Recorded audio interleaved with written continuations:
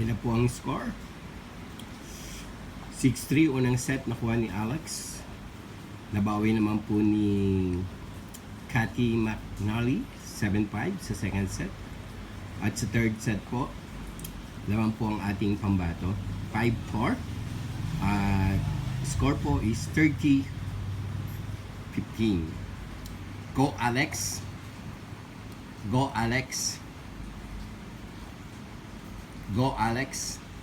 National Bank Open po ito 2026 sa Toronto, Canada. Yan na po. Isang score na naman po ang kailangan ni Alex. Yes po. 40/15. At ang score po 5-4 sa third set. Tingnan po natin ang susunod na birada ng ating pambato. Yan na po, match point na po. Go Alex. The best is yet to come, Alex. Come on, come on, come on, come on. Oh my goodness. Don't worry, you have one more time, Alex. Take your time. Yes! Yes, yes, yes, yes, yes, yes. Yes, yes, yes.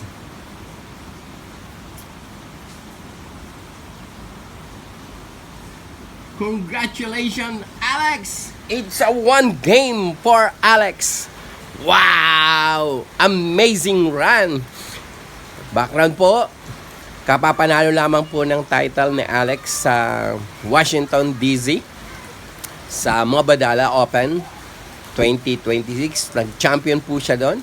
And within 48 hours, napalabang naman po siya sa Toronto, Canada para po sa National Bank Open. Tinalo po niya si Alicia Parks sa third set po. Umabot po sila sa third set. At ngayon po, ang laban nila ni Cathy McNally ay umabot din po ng third set. Nakuha po ni Alex ang first set, 6-3.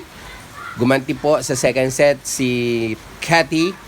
Nakuha po niya ito ng 7-5. At sa last set po, third and final set, nakuha po ni Alex ang panalo. 6-4. Congratulations to our very own Alex Ayala. God bless you all. Ito po ang inyong YouTube channel na walang intro-intro, walang edit-edit. What you see is what you get. God bless.